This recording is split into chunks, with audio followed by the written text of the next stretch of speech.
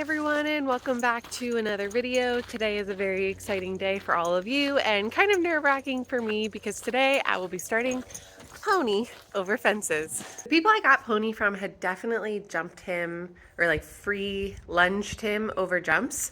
And he's a very scopy little creature, but he's young and I don't think they ever really jumped him under saddle.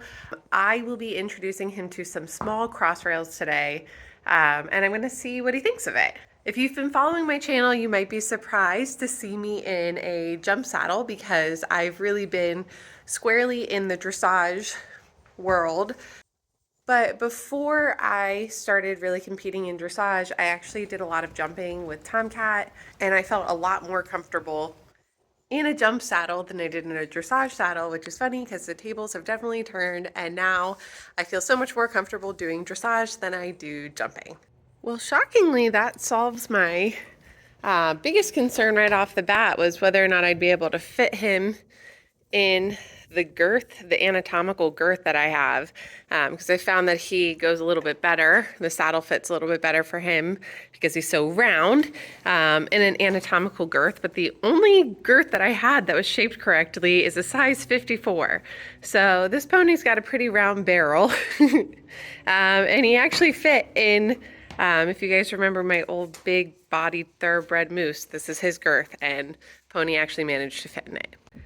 The other challenge I'm going to have today is making sure that I don't overdo it with Pony. It's unseasonably warm. He already has his winter coat on, but we're going to take it slow. We're going to do a lot of walking over the poles. We're going to do a little bit of trotting, and then we're going to try to stop before he gets too hot because it's warm today. So to get started, I thought that I would begin unmounted and just leading Pony over the small cross rails that I'd set up. And I'm also incorporating clicker training, which I do a fair amount with Pony. He's pretty food motivated. So every time he goes to the other side of a jump, I click and I give him a treat, which you can see he figures out pretty quickly. Then I bravely thought it would be a good idea to trot him over these in hand, which was like honestly maybe the most scary part. I was so worried about being one of those viral videos where you fall over. But he trotted over them nicely in hand. He was really, good about it. He took the treats. And so then I transitioned to riding, and we did a little bit of a walk, trot, and canter warm up.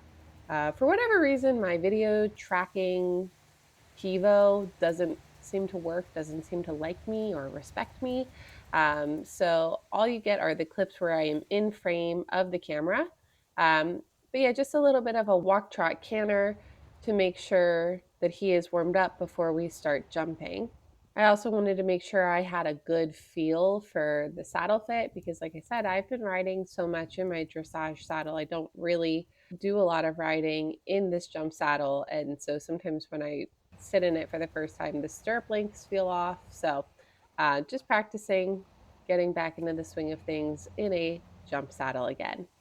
So once I did walk, trot, and canter in both directions, I decided to start out by just walking over the jumps. They're so low, as you can see, Pony just steps right over them.